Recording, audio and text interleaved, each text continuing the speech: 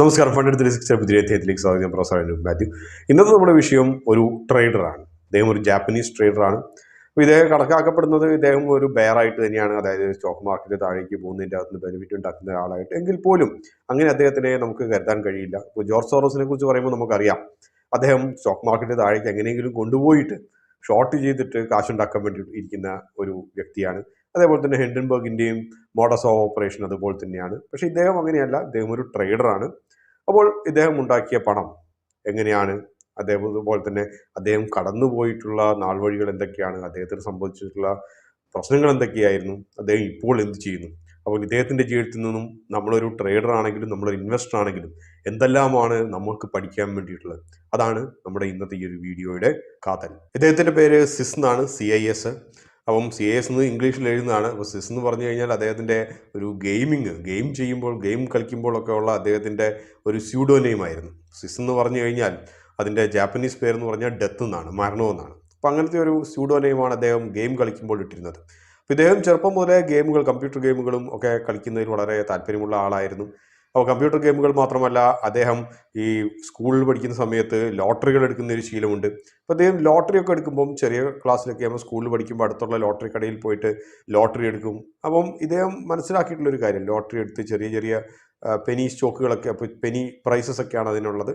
പക്ഷേ എങ്കിൽ പോലും ഇദ്ദേഹം കുറച്ച് നേരം കഴിഞ്ഞ്, അതായത് ഏകദേശം 10 വയസ്സിൻ്റെ ആ ഒരു അറൗണ്ട് 10 വയസ്സൊക്കെ ഉള്ളപ്പോൾ ഈ ലോട്ടറിയുടെ ഒരു പാറ്റേൺ അദ്ദേഹം നോക്കി നിന്ന് മനസ്സിലാക്കിയപ്പോൾ മനസ്സിലായൊരു കാര്യം, ഈ പ്രൈസ് വിൻ ചെയ്യുന്നതിന് ഒരു പാറ്റേൺ ഉണ്ട് അവിടെ. ഇപ്പോൾ ഒരു 10 വയസ്സുകാരൻ ആ ഒരു പാറ്റേൺ മനസ്സിലാക്കുന്നു എന്ന് പറയുമ്പോൾ തന്നെ നമുക്ക് മനസ്സിലാക്കാം അദ്ദേഹത്തിൻ്റെ ദിഷണാശക്തി എന്തുമാത്രം ഉണ്ട് എന്നുള്ളത്. അപ്പോൾ ഇദ്ദേഹം കുറേ ഒബ്സർവ് ചെയ്തിട്ട് ആ ഒരു പാറ്റേണെ കുറിച്ച് ഏകദേശം ഒരു ധാരണ ഉണ്ടാക്കിയെടുക്കുന്നു. അതിനുശേഷം ഇദ്ദേഹം സ്കൂളിൻ്റെ തൊട്ടടുത്തുള്ള ലോട്ടറി കടയിൽ നിന്ന് പതുക്കെ ലോട്ടറി എടുക്കാൻ ആരംഭിക്കുന്നു. അത്ഭുതം എന്ന് പറയുന്ന പോലെ തന്നെ ഇദ്ദേഹം എടുക്കുന്ന ലോട്ടറികൾക്ക് മിക്കപ്പോഴും സമ്മാനങ്ങൾ ലഭിക്കാറുണ്ട്. അപ്പം അതുകൊണ്ട് ഇദ്ദേഹം സ്കൂളിൽ ഏകദേശം 4ാം ക്ലാസ്സും 5ാം ക്ലാസ്സും ഒക്കെ പഠിക്കുന്ന സമയത്ത് തന്നെ ഇദ്ദേഹം സ്കൂളിൽ മോശമില്ലാത്തൊരു ഹീറോയായി. ഇദ്ദേഹം സ്കൂളിൽ ഒരു ലോട്ടറി അഡ്വൈസറെ പോലെയൊക്കെ ആയി തീർന്നു എന്നൊക്കെയാണ് വാഷിങ്ടൺ പോസ്റ്റ് ഇദ്ദേഹത്തിൻ്റെ ജീവിതം റിപ്പോർട്ട് ചെയ്യുമ്പോൾ പറഞ്ഞിട്ടുള്ളത്. വാഷിങ്ടൺ പോസ്റ്റിലാണെങ്കിൽ പോലും ഇദ്ദേഹത്തിൻ്റെ ശരിക്കുള്ള പേരെന്താണെന്നുള്ളതിനെ കുറിച്ച് വലിയൊരു ധാരണയൊന്നുമില്ല. സത്യത്തിൽ അത് എങ്ങനെയാണ് സംഭവിച്ചതെന്നുള്ളത് എനിക്ക് വലിയൊരു ധാരണയില്ല. കാരണം വാഷിങ്ടൺ പോസ്റ്റിൽ തന്നെ പറയുന്നുണ്ട്, ഇദ്ദേഹത്തിൻ്റെ ആനുവൽ ടാക്സ് ഫയലിംഗ് ഒക്കെ 2015 കാലങ്ങളിൽ പുറത്തുവിട്ടിട്ടുണ്ടായിരുന്നു. അപ്പോൾ ടാക്സ് ഫയലിങ്ങിൻ്റെ അകത്ത് പേര് വല്ലതും മാസ്ക് ചെയ്തിട്ടൊക്കെയാണോ വിട്ടതെന്നുള്ളത് അറിയില്ല. എങ്കിൽ പോലും അത് വളരെ ദുരൂഹമായിട്ട് തോന്നുന്നു. പക്ഷേ ഓൾമോസ്റ്റ് എല്ലാ മീഡിയയും, ഇൻ്റർനെറ്റിൻ്റെ അകത്തൊക്കെ എടുത്ത് നോക്കി കഴിഞ്ഞാൽ മൊത്തം മീഡിയ നമ്മൾ പറയുന്നത് ഈ സിസ് എന്നുള്ളൊരു പേരല്ലാതെ യഥാർത്ഥ പേര് എന്താണെന്ന് കുറിച്ച് പറയുന്നില്ല. അതെന്തൊക്കെ തന്നെ ആകട്ടെ. അപ്പോൾ നമ്മൾ ചെറുപ്പകാലങ്ങളിൽ തന്നെ ഇദ്ദേഹത്തിൻ്റെ പാറ്റേണിനെ കുറിച്ചും നമ്പറിനോടുമുള്ള ഒരു അഫിനിറ്റി, അത് ജന്മസിദ്ധമായി ലഭിക്കുന്ന ഒരു കാര്യമാണ്. ആ ഒരു കഥ ഉണ്ടായിരുന്നു എന്നുള്ളത് വേണം നമ്മൾ മനസ്സിലാക്കാൻ. അഥവാ വളരെ ലളിതമായി പറയുകയാണെങ്കിൽ അദ്ദേഹത്തിന് മാത്തമാറ്റിക്സ് എന്ന് പറയുന്ന ഒരു കാര്യത്തെക്കുറിച്ചുള്ള ഒരു വലിയ ഒരു ധാരണ ജന്മസിദ്ധമായിട്ടുണ്ടായിരുന്നു. ജിം സൈമൺസിൻ്റെ കാര്യം പറയുന്ന പോലെ തന്നെ ഒരു മാത്തമാറ്റിക്സ് പ്രൊഫസറായിരുന്നു. അദ്ദേഹമാണ് ലോകം അറിയപ്പെടുന്നതിൽ ഏറ്റവും വലിയ ട്രേഡറും ഹെഡ്ജ് ഫണ്ട്സും മാനേജറുമായിട്ട് മാറിയത്. അപ്പോൾ എല്ലാം ആത്യന്തികമായി മാത്തമാറ്റിക്സ് ആണ്. അപ്പോൾ ഇദ്ദേഹം സ്കൂളിൽ ഇങ്ങനെയൊക്കെ ആയിരുന്നെങ്കിൽ പോലും ഇദ്ദേഹത്തിൻ്റെ വ്യക്തിപരമായിട്ടുള്ള ജീവിതം അത്ര നല്ലതൊന്നും അല്ലായിരുന്നു. സ്കൂളിൽ അദ്ദേഹം നല്ലൊരു പെർഫോമർ അല്ലായിരുന്നു. അതുകൊണ്ട് തന്നെ വീട്ടിൽ നിന്നും ഒക്കെ വളരെയധികം ശാസനകളും വളരെ വഴക്കുകളൊക്കെ കേൾക്കേണ്ടി വന്നു. അതുകൊണ്ട് തന്നെ സ്കൂളും വീടും ഒന്നും അദ്ദേഹത്തിന് അത്ര ഒരു പ്രസന്നമായിട്ടുള്ള ഒരു അനുഭവങ്ങളൊന്നും അല്ല നൽകിയത്. അതുകൊണ്ട് തന്നെ ഇദ്ദേഹത്തിന് കാര്യമായിട്ട് വലിയ ഫ്രണ്ട്സൊന്നും ഇല്ലായിരുന്നു. പറയപ്പെടുന്ന ആകെ ഒരു ഗേൾ ഫ്രണ്ട് ഉണ്ടായിരുന്നു എന്നാണ്. ആ ഗേൾ ഫ്രണ്ടും വിട്ടിട്ട് പോയി എന്നുള്ളതാണ്. അദ്ദേഹം അങ്ങനെ ഡിപ്രഷനിലേക്കൊക്കെ പോയി എന്നുള്ളതാണ്. ഇദ്ദേഹം 80കളിലാണ് ഇദ്ദേഹത്തിൻ്റെ ജനനം. അങ്ങനെ അദ്ദേഹം ഏകദേശം 2000-ൽ അദ്ദേഹത്തിന് ഏകദേശം 20-21 വയസ്സുള്ളപ്പോൾ അദ്ദേഹം $30,000 ട്രേഡിംഗ് തുടങ്ങുന്നു. അപ്പോൾ ട്രേഡിംഗ് എന്ന് പറയുന്നിട്ടല്ല അദ്ദേഹം തുടങ്ങുന്നത്, സ്റ്റോക്ക് മാർക്കറ്റിൽ നിക്ഷേപിച്ചിട്ട് അതിൻ്റെ അകത്തുനിന്ന് പണം എടുക്കുക എന്നുള്ള ഉദ്ദേശത്തോടു കൂടിയിട്ടാണ്. കാരണം അന്നത്തെ കാലത്ത് പ്രധാനമായും ആളുകൾ ഫണ്ടമെൻ്റൽസിനെയാണ് അവലംബിച്ചുകൊണ്ടിരുന്നത്. ഫണ്ടമെൻ്റൽസ് അവലംബിച്ചിട്ടാണ് സ്റ്റോക്കുകളൊക്കെ എടുത്തിരുന്നത്. ഫണ്ടമെൻ്റൽസിനെ ബേസ് ചെയ്തെടുക്കും. അത് കഴിഞ്ഞിട്ട് ഒരു റിസൾട്ടൊക്കെ വന്നു കഴിഞ്ഞ് മുകളിലേക്ക് കയറുമ്പോൾ അവിടെ പ്രോഫിറ്റ് ബുക്ക് ചെയ്യും. ആ രീതിയിലുള്ള, ഇന്നത്തെ രീതിയിൽ നമ്മൾ പറയുമ്പോൾ സ്വിംഗ് ട്രേഡിംഗ് എന്നൊക്കെ പറയുന്ന രീതിയിലാണ് അന്ന് ബഹുഭൂരിപക്ഷം പേരും സ്റ്റോക്ക് മാർക്കറ്റ് ട്രേഡിംഗ് ചെയ്തിരുന്നത്. അപ്പോൾ ഇദ്ദേഹവും അത് തന്നെ ചെയ്യാൻ തീരുമാനിച്ചു. ഇക്കൂട്ടത്തിൽ അദ്ദേഹം കോളേജൊക്കെ കഴിഞ്ഞു. കോളേജ് കഴിഞ്ഞിട്ട് അദ്ദേഹം കഴിഞ്ഞത് മെക്കാനിക്കൽ എഞ്ചിനീയറിംഗ് ആണ്. മെക്കാനിക്കൽ എഞ്ചിനീയറിംഗ് കഴിഞ്ഞിട്ട് അദ്ദേഹം ഒരു പ്രൊഡക്ഷൻ കമ്പനിയിൽ ജോയിൻ ചെയ്തു. എങ്കിൽ പോലും ആ ഒരു പ്രൊഫഷണൽ ലൈഫും അദ്ദേഹത്തിന് അത്ര നല്ലതായിട്ടൊന്നും തോന്നിയുമില്ല. നല്ല രീതിയിൽ മുമ്പോട്ട് പോയുമില്ല. മറ്റൊന്നും കൊണ്ടല്ല, ഇദ്ദേഹത്തിൻ്റെ സോഷ്യൽ സ്കിൽസ് അതായത് സാമൂഹികപരമായി ഇടപെടാനുള്ള അദ്ദേഹത്തിൻ്റെ സ്കിൽസ് വളരെ മോശമായിരുന്നു എന്ന് തന്നെ വേണം നമുക്ക് കരുതാൻ. പലപ്പോഴും നമ്മൾ കണ്ടിട്ടുള്ളൊരു കാര്യം ഇതാണ്, ഒരു സൂപ്പർ ഇൻ്റലക്ച്വൽ ആയിട്ടുള്ള പലർക്കും സത്യത്തിൽ സമൂഹവുമായിട്ട് ഇടപെടാനുള്ള ഒരു സ്കിൽസ് ഉണ്ടാകാറില്ല. അതുകൊണ്ട് തന്നെയാണ് പ്രധാനമായിട്ടും നമ്മൾ ഇപ്പോൾ ഇന്ത്യയിലാണെങ്കിൽ നമ്മൾ വലിയ ട്രേഡേഴ്സ് എന്നൊക്കെ പറയുന്നവർ, സത്യം പറഞ്ഞാൽ ഇന്ത്യയിൽ ശരിക്കും പറഞ്ഞാൽ നല്ല ട്രേഡേഴ്സ് ഇല്ല. പക്ഷേ ഈ ട്രേഡേഴ്സ് എന്ന് പറയുന്ന പലരും, നമ്മൾ സെലിബ്രേറ്റ് ചെയ്യുന്ന പലരും, അവരുടെ വരുമാനം ട്രേഡിങ്ങിൽ നിന്നല്ല ട്രെയിനിങ്ങിൽ നിന്നാണ് വരുന്നതെന്നുള്ളത് ഒരു പച്ചയായിട്ടുള്ള ഒരു സത്യമാണ്. അതുകൊണ്ട് തന്നെ അവർക്ക് സോഷ്യൽ സ്കിൽസ് ഉണ്ട്. പക്ഷേ ശരിക്കുള്ള ട്രേഡേഴ്സ് ഇന്ത്യയിലുള്ളവർക്ക് പോലും സോഷ്യൽ സ്കിൽസ് ഇല്ല. അതുകൊണ്ട് തന്നെ മറ്റാരും അവരെ അറിയുന്നില്ല. എന്തിനേറെ പറയുന്നു, അവർക്ക് അവരുടെ ഒരു ട്രേഡിംഗ് വീഡിയോ മുഖം കാണിക്കാതെ സ്ക്രീൻ ക്യാപ്ചർ ചെയ്തിട്ട് ഇട്ടിട്ട് അതിനൊരു ബാക്ക്ഗ്രൗണ്ട് വോയിസ് കൊടുക്കാനുള്ള ഒരു സോഷ്യൽ സ്കില്ല് പോലും ഇല്ലാത്തവരാണ് യഥാർത്ഥ മിക്ക ട്രേഡേഴ്സും. അതുകൊണ്ട് തന്നെയാണ് അവരെക്കുറിച്ച് നമ്മൾ അറിയാത്തത്. എന്തായാലും അതെല്ലാം വിട്ടേക്കുക. അപ്പോൾ ഇദ്ദേഹം അതേപോലെ തന്നെ ഒരു സോഷ്യൽ സ്കിൽസ് കാര്യമായിട്ടില്ലാത്ത ഒരു മനുഷ്യനായിരുന്നു. പക്ഷേ ഇദ്ദേഹം വളരെയധികം അന്തർമുഖനും അധികം സൊസൈറ്റിയായിട്ട് ഇൻട്രാക്ട് ചെയ്യുന്ന ആളും അല്ലാത്തത് കൊണ്ട് തന്നെ ഇത്തരത്തിലുള്ളവർ പ്രധാനമായിട്ടും ഒരു വെർച്വൽ സ്പേസിലായിരിക്കും കൂടുതൽ വ്യാപരിക്കുക. അതായത് ഇന്റർനെറ്റിലെ ചാറ്റ് റൂംസിലും. അങ്ങനെ ചാറ്റ് റൂംസിൽ സമാന മനസ്കരായിട്ടുള്ള, കാരണം 2000-കളിൽ നമുക്ക് പറഞ്ഞു കഴിഞ്ഞാൽ ചാറ്റ് റൂംസ് എന്ന് പറഞ്ഞാൽ നമുക്ക് ഇന്ന പോലെ വാട്സപ്പൊന്നും അത്ര പ്രചാരം നേടിയിട്ടില്ല. അന്നത്തെ കാലത്ത് യാഹുവിൻ്റെ ഒക്കെ ചാറ്റ് റൂംസ് ഒക്കെയാണുള്ളത്. അപ്പോൾ അതിൻ്റെ അകത്ത് സമാന മനസ്കരായിട്ടുള്ള പലരുമായിട്ടും ചാറ്റ് ചെയ്യാനും അവരുമായിട്ട് ആശയങ്ങൾ പങ്കുവെക്കാനുമുള്ള ഒരു വേദിയിലെത്തി. അപ്പോഴാണ് അദ്ദേഹത്തിന് ഒരു ഉൾക്കാഴ്ച ലഭിക്കുന്നത് ട്രേഡിംഗ് എന്നത് എന്താണെന്നുള്ളതിനെക്കുറിച്ച്. അതായത് അദ്ദേഹം മനസ്സിലാക്കുന്ന ഒരു കാര്യം, വലിയ അന്നത്തെ കാലത്തെ ഒരു മോശമില്ലാത്ത ഡേ ട്രേഡറായിട്ടുള്ള BNF എന്നൊക്കെ ഉള്ള ചുരുക്കനാമത്തിൽ അറിയപ്പെടുന്ന ജാപ്പനീസ് ട്രേഡറൊക്കെ പറഞ്ഞൊരു കാര്യം, നിങ്ങൾ ഫണ്ടമെന്റൽസിനെ കുറിച്ച് ബോധർ ചെയ്യേണ്ട ആവശ്യമേ ഇല്ല. നിങ്ങൾ പ്രധാനമായിട്ടും ബോധർ ചെയ്യേണ്ടത് പ്രൈസ് മൂവ്മെന്റ്സിന്റെ കുറിച്ച് മാത്രമാണ്. എങ്കിൽ പോലും അതിൻ്റെ അകത്ത് തന്നെ വാഷിംഗ്ടൺ പോസ്റ്റിൻ്റെ അകത്ത് പറയുന്ന ഒരു കാര്യം, ആ ഒരു ട്രേഡിംഗ് കമ്മ്യൂണിറ്റിയിൽ ആ ഒരു ചാറ്റ് റൂമിൻ്റെ അകത്ത് 100-150 പേരുണ്ടായിരുന്നെങ്കിൽ പോലും അതിൻ്റെ അകത്ത് സക്സസ്ഫുൾ ആയിട്ടുള്ള ട്രേഡേഴ്സ് BNFനെ കൂടാതെ അദ്ദേഹത്തിൻ്റെ സതീർത്ഥനായിട്ടുള്ള മറ്റൊരാൾ മാത്രമേ ഉണ്ടായിരുന്നുള്ളൂ. അപ്പോൾ അവസ്ഥ ഇന്നത്തെ നിന്നും വിഭിന്നമല്ല അന്നും. പക്ഷേ BNFന്റെ ഈ ഒരു ഉപദേശത്തെ തുടർന്ന് സ്വിസ് അദ്ദേഹത്തിൻ്റെ സ്ട്രാറ്റജി മൊത്തം മാറ്റി അദ്ദേഹം പ്രൈസിനെ മാത്രം കോൺസെൻട്രേറ്റ് ചെയ്യാൻ തുടങ്ങി. ഇങ്ങനെ ഇരിക്കുമ്പോഴാണ് പെട്ടെന്ന് ലോട്ടറി പോലെ അദ്ദേഹത്തിന് ഒരു അവസരം വീണ് ലഭിക്കുന്നത്. അതായത് 2005 ഡിസംബർ 8 ജപ്പാനിലെ ചെറിയൊരു സെക്യൂരിറ്റി കമ്പനി ആയിട്ടുള്ള, സെക്യൂരിറ്റി എന്ന് പറഞ്ഞാൽ സെക്യൂരിറ്റി എക്സ്ചേഞ്ച് കമ്പനി ആയിട്ടുള്ള മിസുഹോ സെക്യൂരിറ്റീസ് എന്ന് പറയുന്ന ഒരു ഫിനാൻസ് കമ്പനി, അവർ ജേക്കോം എന്ന് പറയുന്ന ഒരു കമ്പനിയുടെ 6,10,000 yen വിലയുള്ള ഒരു സ്റ്റോക്ക് വിൽക്കേണ്ടതിന് പകരം അവർ ട്രേഡ് ഓർഡർ പ്ലേസ് ചെയ്തത് 1 yen വിലയ്ക്ക് 6,10,000 നമ്പേഴ്സാണ് പ്ലേസ് ചെയ്തത്. നമുക്കറിയാം എന്ത് സംഭവിക്കും എന്നുള്ളത്. പ്രത്യേകിച്ച് അന്നത്തെ കാലത്ത് റെഗുലേറ്ററി സിസ്റ്റംസ് അത്ര വലിയൊരു സർവീലിയൻസ് സിസ്റ്റമൊന്നും അത്ര വലിയ സ്ട്രോങ് അല്ലാത്തത് കൊണ്ട് ഈ ഓർഡേഴ്സൊക്കെ പ്ലേസ്ഡായി. നമുക്കറിയാം ഇത്ര വലിയൊരു സിംഗിൾ ഓർഡർ വന്നു കഴിഞ്ഞാൽ എന്ത് സംഭവിക്കുന്നുള്ളത്, വില തകർന്ന് തരിപ്പണമായി താഴെ പോയി. ഇതൊരു അവലാഞ്ച് എഫക്റ്റാണ്, മഞ്ഞുമല ഇടിയുന്ന പോലെ തന്നെയാണ്. ഇതിനെ തുടർന്ന് പല സ്റ്റോപ്പ് ലോസും ഹിറ്റ് ചെയ്യും, അതിനനുസരിച്ച് കൂടുതൽ ട്രേഡുകൾ നടന്നുകൊണ്ടിരിക്കും. ഇതിൻ്റെ പകുതി ട്രേഡുകളൊക്കെ എത്തിക്കഴിഞ്ഞപ്പോഴാണ് സ്വിസിൻ്റെ കണ്ണിൽ ഇത് പെടുന്നത്.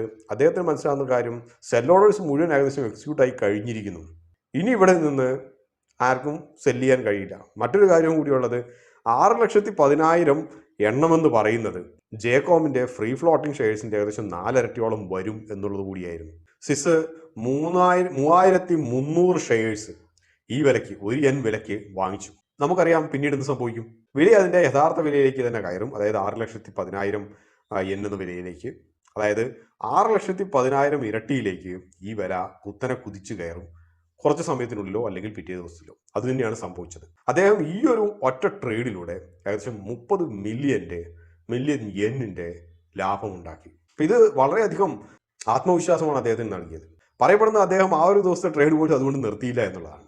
മറ്റൊന്നും കൊണ്ടല്ല, അദ്ദേഹത്തിന് ഒരു കാര്യം ഉറപ്പായിരുന്നു, ഏത് നിമിഷവും റെഗുലേറ്ററി അന്വേഷിച്ച് വരികയും ഈ ട്രേഡെല്ലാം മിക്കവാറും ഇല്ലീഗലായിട്ട് സസ്പെൻഡ് ചെയ്യുകയും ചെയ്തേക്കാമെന്നുള്ളത്. പക്ഷേ അതൊന്നും സംഭവിച്ചില്ല. ഈ ലാഭങ്ങളൊക്കെ അന്ന് ലാഭം കിട്ടിയ എല്ലാവരുടെയും കയ്യിൽ തന്നെ ഇരുന്നു. പക്ഷേ മിസോഹു സെക്യൂരിറ്റീസിൻ്റെ ഒരു ക്വാർട്ടറിലെ മൊത്തം ലാഭം ഈ ഒരു ഒറ്റ ട്രേഡിലൂടെ ഒലിച്ചുപോയി എന്നുള്ളൊരു യാഥാർത്ഥ്യം അവിടെ നിലനിൽക്കുന്നു.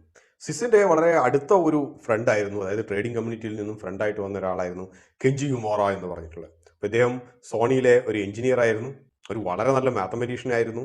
അക്കാലങ്ങളിൽ സ്റ്റോക്ക് മാർക്കറ്റിൻ്റെ സ്വന്തമായിട്ടുള്ള ഒരു മാത്തമാറ്റിക്കൽ മോഡലിംഗ് നടത്തുകയും അദ്ദേഹം 1-2 ജാപ്പനീസ് പുസ്തകങ്ങൾ അതിനെക്കുറിച്ച് എഴുതുകയും ചെയ്തിരുന്നു. ആ പുസ്തകങ്ങളൊക്കെ ടോക്കിയോ യൂണിവേഴ്സിറ്റിയിൽ ഇപ്പോഴും പഠിപ്പിക്കുന്നുണ്ട് എന്നുള്ളതും ഒരു സത്യമാണ്. അപ്പോൾ ഇദ്ദേഹം ഇത്ര വലിയ ലാഭമുണ്ടായ സ്വിസിന് കൊടുത്തൊരു ഏറ്റവും വലിയൊരു അഡ്വൈസ് എന്ന് പറഞ്ഞു കഴിഞ്ഞാൽ, പണം ഉണ്ടാക്കാൻ താരതമ്യേന വളരെ എളുപ്പമാണ്, പക്ഷേ ആ പണം സംരക്ഷിക്കാനാണ് ഏറ്റവും ബുദ്ധിമുട്ട്. സ്വിസ് ഇത് നമ്മുടെ എല്ലാ തിയറിയും കേൾക്കുന്ന പോലെ തന്നെ മനസ്സിലേക്ക് എടുത്തു. പക്ഷേ എങ്കിൽ പോലും ഇദ്ദേഹത്തിന് ഏറ്റവും ഇഷ്ടമുണ്ടായിരുന്നത് ഗെയിമാണ്. ഈ ഗെയിമറുടെ ഒരു മൈൻഡ് സെറ്റ് ഇദ്ദേഹത്തിന് ഒരിക്കലും മാറ്റാൻ കഴിഞ്ഞിട്ടില്ല. അതുകൊണ്ട് തന്നെ നമുക്ക് കാണാൻ കഴിയും ഇദ്ദേഹത്തിന്റെ മറ്റുള്ള ട്രേഡുകൾ ഏകദേശം 3 മില്യൺ ട്രേഡുകൾ അദ്ദേഹം 10 വർഷത്തിനുള്ളിൽ നടത്തിയെന്നാണ് കണക്കാക്കപ്പെടുന്നത്. ഇദ്ദേഹം താരതമ്യേന ഒരു സ്കാൽപ്പറായിട്ടാണ് അറിയപ്പെട്ടിരുന്നത്. അപ്പോൾ അതുകൊണ്ട് പക്ഷേ സ്കാൽപ്പറുമായിട്ടുള്ള പ്രധാനമായിട്ടുള്ള വ്യത്യാസം എന്ന് വെച്ച് കഴിഞ്ഞാൽ സാധാരണ രീതിയിൽ സ്കാൽപ്പേഴ്സ് ചെറിയ ലാഭത്തിനും ചെറിയ ലോസിനും എക്സിറ്റ് ചെയ്ത് പോകുക എന്നുള്ളതാണ്. പക്ഷേ ഇദ്ദേഹം കെഞ്ചിയുടെ അടുത്ത് നിന്നുള്ള ഒരു നിർദ്ദേശപ്രകാരം ഇദ്ദേഹം ചെയ്തൊരു കാര്യം പലപ്പോഴും നമ്മൾ പറയുന്ന പോലെ തന്നെ ലെറ്റ് വിന്നേഴ്സ് റൺ എന്ന് പറയുന്നത് പോലെ നഷ്ടത്തിലേക്ക് പോകുന്നതിൻ്റെ അകത്ത് നിന്ന് സ്കാൽപ്പിംഗ് ചെയ്ത് എക്സിറ്റ് ആവുകയും ലാഭത്തിലേക്ക് പോകുന്നു അവിടെ തന്നെ നിലനിർത്തുകയും ചെയ്യുന്ന ഒരു ട്രേഡിംഗ് സ്റ്റൈലാണ് ഇദ്ദേഹം നിലനിർത്തിയത്.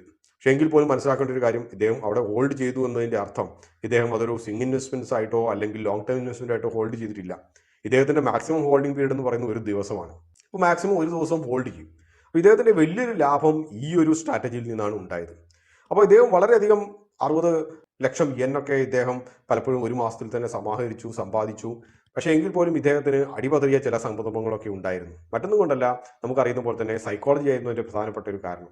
സോഫ്റ്റ് ബാങ്കിന്റെ തകർച്ച അത് ഏകദേശം പറഞ്ഞു കേട്ട ഒരു സമയത്ത് ഇദ്ദേഹം സോഫ്റ്റ് ബാങ്ക് കയറിയിട്ട് ഒരു ദിവസം മാർക്കറ്റ് അവസാനിക്കുന്നതിന് തൊട്ട് മുമ്പ് കയറി ഷോർട്ട് ചെയ്യുന്നു. ന്യൂയോർക്ക് സ്റ്റോക്ക് എക്സ്ചേഞ്ചിൽ ലിസ്റ്റ് ചെയ്ത സോഫ്റ്റ് ബാങ്ക് ഓഹരികൾ തകർച്ച നേരിടുന്നു. അദ്ദേഹം വളരെ സന്തോഷത്തിൽ അന്ന് രാത്രി കിടന്നുറങ്ങി. രാവിലെ എണീറ്റ് കഴിഞ്ഞപ്പോൾ ജപ്പാൻ മാർക്കറ്റ് മറ്റൊരു രീതിയിലാണ് പ്രതികരിച്ചത്. ഗ്യാപ്പ് അപ്പ് ഓപ്പണിങ്ങും അതിനുശേഷം വില നിലവാരം ഉയർന്നു പോവുകയും ചെയ്തു കഴിഞ്ഞു. ഈ ഒരു ഒറ്റ ട്രേഡിൽ അദ്ദേഹത്തിന് ഏകദേശം 50 മില്യൺ യെന്നിന്റെ നഷ്ടം വന്നു. ഒരൊറ്റ രാത്രി കൊണ്ട് അത്രയും വലിയൊരു നഷ്ടം അദ്ദേഹത്തെ സംബന്ധിച്ച് അത് വളരെ വലിയൊരു അടിയായിരുന്നു. 2014-15 കാലഘട്ടത്തിൽ എത്തിയപ്പോഴത്തേനും സിസിന്റെ പല ട്രേഡിങ്ങുകളും നഷ്ടത്തിലാണ് അവസാനിച്ചത്. നമുക്കറിയുന്ന പോലെ തന്നെ ഇദ്ദേഹം വളരെയധികം റിസ്ക് എടുക്കുന്ന ആളായതുകൊണ്ടും ഒരു ഗെയിമറുടെ മൈൻഡ് സെറ്റ് ആയതുകൊണ്ടും നഷ്ടമെന്ന് പറഞ്ഞാൽ അത് മോശമില്ലാത്ത നഷ്ടങ്ങളുമായിരുന്നു. ഏകദേശം 6 മാസം മുതൽ 8 മാസം വരെ ഇദ്ദേഹം നഷ്ടങ്ങൾ കൊണ്ട് മാത്രം കഴിഞ്ഞുകൂടേണ്ടി വന്നു. അദ്ദേഹത്തിന്റെ മൊത്തം ആസ്തികൾ ഏകദേശം 4-1 കുറഞ്ഞു. അദ്ദേഹം മറ്റാരോടും മിണ്ടാതായി. സ്വന്തം മാതാപിതാക്കളോട് പോലും ബന്ധമില്ലാതായി. മുറിക്കകത്ത് കഥകടച്ച് ഇരുന്നു. നഷ്ടപ്പെട്ട തന്റെ സമ്പാദ്യത്തെയും ഓർത്ത് കെഞ്ചിയാണ് വീണ്ടും രക്ഷയ്ക്കായി എത്തിയത്. അദ്ദേഹം പറഞ്ഞു, നമ്മളൊഴികെ ബാക്കിയെല്ലാം മാർക്കറ്റാണ്. നമ്മൾ വളരുന്നത് പോലെ തന്നെ മാർക്കറ്റും മാറുന്നുണ്ട്. ഈ ഒരു മാറ്റം നമുക്ക് ഉൾക്കൊണ്ടിട്ടില്ലെങ്കിൽ നമുക്ക് നഷ്ടങ്ങൾ മാത്രമേ ഉണ്ടാകൂ. കാരണം മാർക്കറ്റ് നമ്മളെ പഠിക്കുന്നു. ലാഭമുണ്ടാക്കിയവരുടെ സ്ട്രാറ്റജി മാർക്കറ്റ് സ്വായത്തമാക്കുന്നു. അതിനെതിരെ നാച്ചുറൽ ആയിട്ടുള്ളൊരു ഡിഫൻസ് മാർക്കറ്റ് ഉണ്ടാക്കുന്നു. ആ ഒരു ഡിഫൻസ് ബ്രേക്ക് ചെയ്യാൻ നമ്മൾ പഴയ കാലത്തെ ചരിത്രാതീത കാലങ്ങളിലൊക്കെ നമ്മൾ വിജയിച്ച ആയുധങ്ങളും വെച്ചിട്ട് ആക്രമിക്കാൻ പോയാൽ മാർക്കറ്റിനെ കീഴടക്കാൻ കഴിയില്ല. അതുകൊണ്ട് കാലാനുസൃതമായി നമ്മൾ നമ്മുടെ സ്ട്രാറ്റജികൾ മാറ്റണം. സിസിന് അതാണ് സംഭവിച്ചത്. കാരണം 2-3 വർഷമായിട്ടുള്ള സ്ട്രാറ്റജി തന്നെ സിസ് വീണ്ടും പയറ്റിക്കൊണ്ടിരിക്കുകയായിരുന്നു. ഇത് സിസിന് പുതിയൊരു അറിവായിരുന്നു. അദ്ദേഹത്തിന്റെ സ്ട്രാറ്റജീസ് വളരെയധികം മാറ്റി. പതുക്കെ കുറച്ച് ചെറിയ ലാഭങ്ങളുള്ള ട്രേഡുകളൊക്കെ അദ്ദേഹം ബുക്ക് ചെയ്യാൻ തുടങ്ങി. അങ്ങനെ ഇരിക്കുമ്പോഴാണ് അദ്ദേഹം ലിവർഡോർ എന്ന് പറയുന്ന കമ്പനിയുടെ വാർത്ത പെട്ടെന്നൊരു ദിവസം പൊട്ടിപ്പുറപ്പെട്ട് കേൾക്കുന്നത്. മറ്റൊന്നുമല്ല, നമ്മളെ അദാനിയെ കുറിച്ച് പറയുന്ന പോലെ തന്നെ ഒരു അക്കൗണ്ടിങ് ഫ്രോഡാണ് അക്കാര്യത്തിനകത്ത് ലിവർഡോറിന് മുകളിൽ ആരോപിക്കപ്പെട്ടു. 2006 ജനുവരി 17 അദ്ദേഹം തന്റെ സർവ്വസമ്പാദ്യങ്ങളും എടുത്തിട്ട് ലിവർഡോർ ഷോർട്ട് ചെയ്തു. എനിക്ക് തോന്നുന്നു ജാപ്പനീസ് മാർക്കറ്റിന്റെ അകത്ത് മാർജിൻ ഇഷ്യൂസ് ഒന്നും ഇല്ലെന്നാണ് തോന്നുന്നത്. പറയപ്പെടുന്നത് ഷോർട്ട് ചെയ്തതിനു ശേഷം അത് ഏകദേശം 5% മുകളിലേക്ക് കയറിപ്പോയി. സിസിന്റെ ചങ്കെടുപ്പ് കൂടി. സിസിന് വർഷങ്ങളായിട്ടുണ്ടായിരുന്ന ഒരു അസുഖമാണ് വയറുവേദന. നമുക്കറിയുന്ന പോലെ തന്നെ വയറിന്റെ പല അസുഖങ്ങളും ടെൻഷൻ അടിച്ചിരിക്കുന്ന പലരെയും പിടികൂടുന്ന ഒരു അസുഖമാണ്. ഉദര സംബന്ധമായിട്ടുള്ള രോഗങ്ങൾ. 5% നഷ്ടത്തിലിരിക്കുമ്പോൾ കലശലായ വയറുവേദന കൊണ്ട് അദ്ദേഹം ബെഡ്റൂമിലേക്ക് പോയി. വേദന കൊണ്ട് കുടയാൻ തുടങ്ങി. വേദന ഒരു വിധത്തിൽ കടിച്ചമർത്തി അദ്ദേഹം 1/4 മണിക്കൂറിന് ശേഷം തിരിച്ചു വരുമ്പോൾ കാണുന്ന കാഴ്ച മറ്റൊന്നുമല്ല, ഒരറ്റത്തുനിന്ന് സെല്ലിംഗ് തുടങ്ങി. ലിവർഡോർ തകർന്ന് തരിപ്പണമായി. $3 ലക്ഷം തത്തുല്യമായിട്ടുള്ള ഒരു ലാഭം അദ്ദേഹത്തിന് 1 മണിക്കൂർ കൊണ്ടുണ്ടായി. അദ്ദേഹത്തിന് വയറുവേദനയെല്ലാം പമ്പ കടന്നു എന്ന് വേണം കരുതാൻ. ഇതാണ് അദ്ദേഹം ചരിത്രത്തിലേക്ക് നേടിയ ഏറ്റവും വലിയ ഒരു നേട്ടം. സിസ് എന്ന് പറയുന്ന പേര് ട്രേഡിംഗ് കമ്മ്യൂണിറ്റിയിൽ ഉയർന്നു കേൾക്കുന്നതും ഈ ഒരു ഒറ്റ ട്രേഡിന്റെ മുകളിൽ തന്നെയാണ്. പക്ഷേ ഗുണകരമായിട്ടുള്ള ഒരു കാര്യം സംഭവിച്ചതെന്ന് വെച്ച് കഴിഞ്ഞാൽ ഈ ഒരു ട്രേഡോടുകൂടി അദ്ദേഹം ഒരു ലോ പ്രൊഫൈൽ ട്രേഡിങ്ങിലേക്ക് പോയി. ഗോൾഡ്മാൻ സാക്സിന് പോലും എൻ്റെ ട്രേഡിങ്ങിനെ വെല്ലുവിളിക്കാനുള്ള കഴിവില്ല എന്നുള്ള അദ്ദേഹത്തിന്റെ അഹങ്കാരം നിറഞ്ഞ വാക്കുകൾ അദ്ദേഹം ഏകദേശം പിൻവലിച്ച പോലെയായിരുന്നു പിന്നീടുള്ള ജീവിതങ്ങൾ. ട്രേഡിംഗ് കമ്മ്യൂണിറ്റികളിൽ നിന്നൊക്കെ അദ്ദേഹം അകന്നു നിൽക്കാൻ തുടങ്ങി. ചെറിയ ട്രേഡിങ്ങും ചില ഇൻവെസ്റ്റ്മെന്റ്സുമായിട്ട് അദ്ദേഹം കഴിഞ്ഞുകൂടി. അദ്ദേഹത്തെക്കുറിച്ച് പിന്നീട് ആർക്കും കാര്യമായിട്ടുള്ള വലിയ ധാരണകളൊന്നുമില്ല. പറയപ്പെടുന്നത് അദ്ദേഹം നല്ലൊരു കുടുംബജീവിതം സോണിയിൽ എവിടെയോ നയിക്കുന്നു എന്നാണ്. അപ്പോൾ ഇദ്ദേഹത്തിന്റെ ഈ ഒരു ജീവിതത്തിന്റെ അകത്തുനിന്ന് നമുക്ക് എന്താണ് മനസ്സിലാക്കാൻ കഴിയുന്നത്? വാഷിംഗ്ടൺ പോസ്റ്റ് പറയുന്നത് ജപ്പാനിലെ ലാഭകരമായിട്ടുള്ള ട്രേഡേഴ്സിന്റെ ശതമാനം എന്ന് പറയുന്നത് മൊത്തം ട്രേഡ് ചെയ്യുന്നതിൽ 0.5% മാത്രമാണ്. 99.5% ട്രേഡേഴ്സും നഷ്ടത്തിലാണ്. ഇന്ത്യയിൽ നമ്മുടെ സെബി റെഗുലേഷൻ പറയുന്നത് 90% പേരും നഷ്ടത്തിലാണെന്നാണ്. ബാക്കിയുള്ളവർ ലാഭം ഉണ്ടാക്കുന്നു എന്ന് പറയുമ്പോൾ ബാക്കിയുള്ളവർ നഷ്ടം ഉണ്ടാക്കുന്നില്ല എന്ന് മാത്രമേ ഉള്ളൂ. 10 ലക്ഷം രൂപ കൊണ്ടിട്ടിട്ട് 10 ലക്ഷത്തെക്കാളും കുറഞ്ഞിട്ടില്ല എന്നുള്ളത് മാത്രമേ ഉള്ളൂ. ലാഭം ഉണ്ടാക്കുന്നതോ ഇതുകൊണ്ട് ഉപജീവനം കഴിക്കാൻ പറ്റുന്ന ട്രേഡേഴ്സിന്റെ എണ്ണം വളരെ കുറവാണ്. ഞാൻ ട്രെയിനിങ്ങിന്റെ കഥകളെ കുറിച്ച് പറയുന്നില്ല, അത് മറ്റൊരു ഉപജീവന മാർഗമാണെന്നുള്ള സത്യം ഞാൻ വിസ്മരിക്കുന്നുമില്ല. ഞാൻ ട്രേഡിങ്ങിലൂടെ ഉണ്ടാക്കുന്ന വരുമാനത്തെക്കുറിച്ചാണ് പറയുന്നത്. വളരെ ഉദാഹരണമായിട്ട് പറയുകയാണെങ്കിൽ നമ്മുടെ PR സുന്ദർ, അദ്ദേഹത്തിന്റെ എല്ലാ വിവാദങ്ങളും ഉണ്ടായത് വെരിഫൈഡ് PNL കാണിക്കാനുള്ള ആവശ്യങ്ങൾ ഉയർന്നപ്പോഴും വെരിഫൈഡ് PNL സെൻസിബിള് കാണിക്കാനുള്ള ഒരു ഫെസിലിറ്റി ഉണ്ടാക്കിയപ്പോഴും മുതലാണ്. അപ്പോഴാണ് അദ്ദേഹത്തിന്റെ വിവാദമായിട്ടുള്ള പരാമർശം സ്വന്തം മകളുടെ ചാരിത്രത്തെക്കുറിച്ച് മറ്റുള്ളവരോട് ചോദിച്ചറിയേണ്ട ആവശ്യമുണ്ടോ എന്നൊക്കെയുള്ള കാര്യങ്ങളൊക്കെ വന്നു. അദ്ദേഹം സ്ത്രീവിരുദ്ധനാണെന്ന രീതിയിലെല്ലാം കരുതപ്പെട്ടു. അപ്പോൾ നമ്മൾ സെലിബ്രേറ്റ് ചെയ്യുന്ന പല F&O ട്രേഡേഴ്സും അവരുടെ പോലും വരുമാനത്തിന്റെ ബഹുഭൂരിപക്ഷം വരുന്നത് ട്രേഡിങ്ങിൽ നിന്നല്ല, ട്രെയിനിങ്ങിൽ നിന്നാണ്. അതുകൊണ്ട് നിങ്ങൾ ഉത്തേജിതരായി, നിങ്ങൾ ഉന്മത്തരായി, കുത്തിവെക്കപ്പെട്ട ആത്മവിശ്വാസത്തിന്റെ മുകളിൽ നിങ്ങൾ ട്രേഡിങ്ങിൽ ഇറങ്ങുമ്പോൾ നിങ്ങൾക്ക് മനസ്സിലാവുന്നത് പോലെ തന്നെ സിസ് പോലത്തെ ഒരു വലിയ ട്രേഡറിനും അത്രയും ലാഭം ഉണ്ടാക്കിയ ഒരാൾ പോലും അദ്ദേഹത്തിന്റെ ആരോഗ്യസ്ഥിതി വളരെയധികം കഷ്ടപ്പാടിലായിരുന്നു. നിങ്ങളവിടെ ബലി കൊടുക്കുന്നത് നിങ്ങളുടെ ആരോഗ്യവും നിങ്ങളുടെ സോഷ്യൽ ലൈഫുമാണ്. ആത്യന്തികമായി ട്രേഡ് ചെയ്ത് പണം ഉണ്ടാക്കുക എന്നുള്ളതല്ല നമ്മുടെ ജീവിതത്തിന്റെ ലക്ഷ്യം.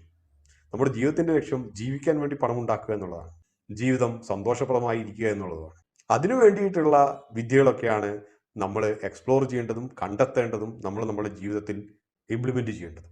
ഈ അനുഭവകഥകളൊക്കെ പറയുന്നത് പ്രത്യേകിച്ച് ഒരു 30 വയസ്സിന്റെ താഴെയുള്ള ചെറുപ്പക്കാരെ ഉദ്ദേശിച്ച് മാത്രമാണ് ഞാൻ ഈ പറയുന്നത്. കാരണം അവർ പലരും ഒരു മായാലോകത്താണ്. പലർക്കും എക്കണോമിക്സിനെ കുറിച്ച് വലിയൊരു ധാരണയില്ല.